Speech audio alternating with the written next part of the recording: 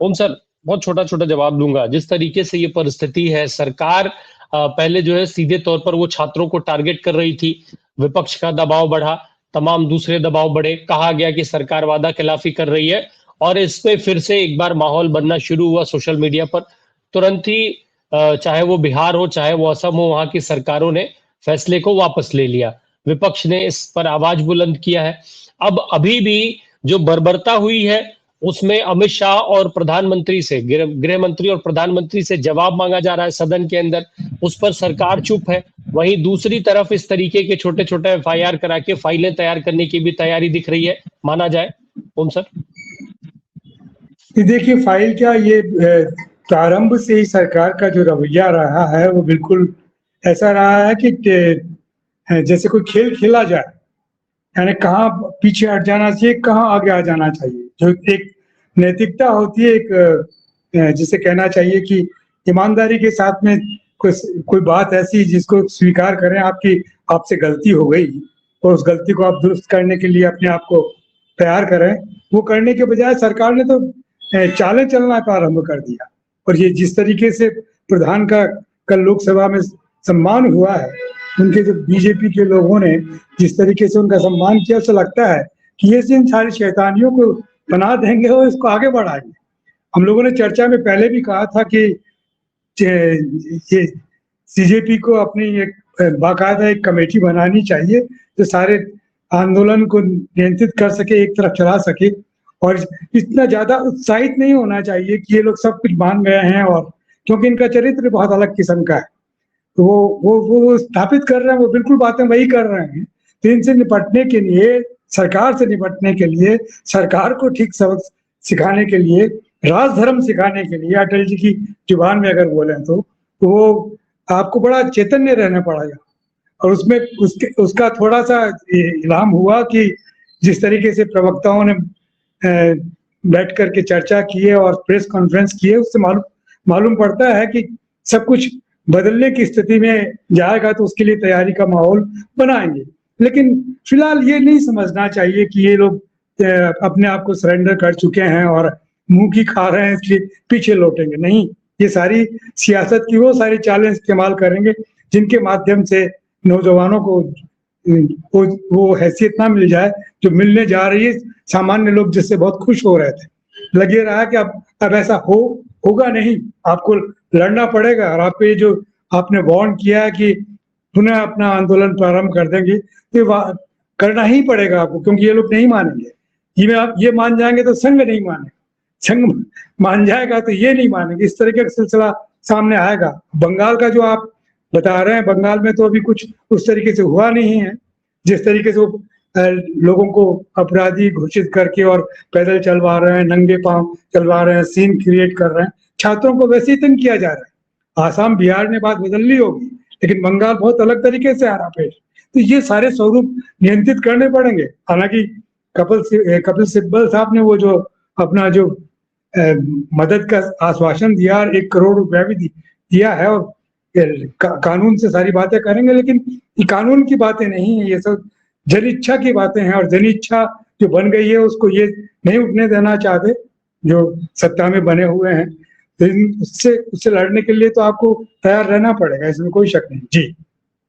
जी बिल्कुल। ओम सैनी सर, एक तरफ साफ तौर पे ये हो रहा था कि विपक्ष ने पूरा आवाज उठा रहे थे कि भाई AK-47 कैसे चलेगी, पैलेट गन पे पहले ही सवाल हो रहा था, और वहीं दूसरी तरफ भारतीय जनता पार्टी के लोग सिरे से खारिज कर रहे थे। संबित पात्रा टाइप लोग तो बकायदा बाइट दे रहे थे वो एजेंसी को, और वो कह रहे हैं कि AK-47 चली ही नहीं, राहुल गांधी जो है वो केवल आग भड़काना चाहते हैं, हिंसा भड़काना चाहते हैं, इसलिए ये सारी चीजें कह रहे हैं। वहां AK-47 की वीडियोज आ रही हैं, बाकायदा वहां का SP बयान दे रहा है। फिर भाजपा के मंत्री ने कहा कि भाई वो जो है कहीं और जा रहा था, फंस गया था भीड़ में, इसलिए उसको चलानी पड़ी। इतना ही नहीं हुआ, इन सारी चीजों के बाद अब NDA के अंदर से भी कई आवाजें उठने लग गई, लेकिन उसके बावजूद भी इस तरीके से देश को गुमराह किया जाना, ये सिलसिला नहीं थम रहा है। आखिर ये झूठ परोस करके क्या ही फायदा होगा? सोशल मीडिया का अभी अभी आपने नमूना सोशल मीडिया की ताकत का देखा है, पर फिर भी वो स्वीकारने को तैयार नहीं है। अनम्यूट कर दीजिएगा सर। जी इनका दुर्भाग्य यह है कि मुरली मनोहर जोशी जैसे सीनियर आदमी को और जो कि इनके परामर्शदाता मंडल के सदस्य हैं, उनको ये सब बोलना पड़ा कि पुलिस ने किस कदर ज्यादती की है, और उसके बाद में भी ये लोग स्वीकार ना करें। और ये संबित पात्रा जैसे प्रवक्ता वक्ता जो भी है ये भारतीय जनता पार्टी के, वो आगे बढ़ बढ़ करके ऐसी बातें कहना चाहे तो जनमानस में एक राय बनी है और उस राय को अभी मिटा नहीं सकते, क्योंकि बेसिकली जैसे मनीष जी कह रहे थे, बिल्कुल ठीक कह रहे थे कि हम न श्रीलंका दोहराएंगे इधर, न बांग्लादेश दोहराएंगे, हम न नेपाल दोहराएंगे। हम बहुत अलग किस्म से आ रहे हैं और उसमें आधुनिकता भी है और समझ भी है और पीछे और आगे हटने और लोगों को इकट्ठा करने की ताकत भी है। ये सीजेपी जो है कि इसमें जिस तरह का युवा आया है जिसकी भाषा बड़ी अलग है और वो भाषा इतनी मारक है कि जो पुराने पुराने लोगों के पास में वो जुबान नहीं होगी, वो उनके पास में है और वो बोल रहे हैं। तो ये इन चीजों से वो जो मध्यम वर्ग का वो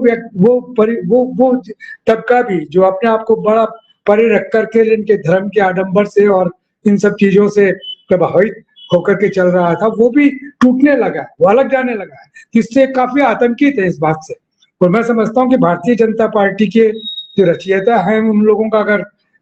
ख्याल बना है ऐसा जैसा मुरली मनोहर जोशी बोल रहे हैं, वैसे बाकी लोग भी बोल रहे हैं, उन लोगों की अगर आवाज हासिल की जाए और लोगों के पास में पेश किया जाए कि वो लोग क्या कहते हैं, तो मैं समझता हूँ कि ये पार्टी इस वक्त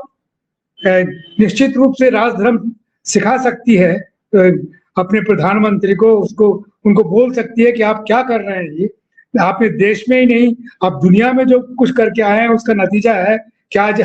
हमारी विदेश नीति कैसी नजर आती है, आज विदेशों में हमारी क्या वो बात रह गई है। और जितने भी बाहर हमारे नौजवान जो पढ़ने लिखने के लिए गए हैं तो किस कदर अपना वो आपका प्रचार कर रहे हैं, बार बार बोल रहे हैं कि आप क्या कर रहे हैं सब यहाँ पर आकर के। तो ये ठीक वक्त है और मेरा ख्याल ये है कि राहुल गांधी को सक्रिय होकर के और जो अपना छात्रों की एकता वाला जो एक वो जो अपना जो आयोजन कर रहे हैं उसके साथ में इस आयोजन को जोड़ना चाहिए, आयोजन को ताकतवर बनाना चाहिए। और सिब्बल जैसे लोगों को जो बहुत विद्वान हैं और ये कॉन्स्टिट्यूशनल लड़ाई लड़ सकते हैं, बात कह सकते हैं, सबके सामने आ सकती है और उसको ये जो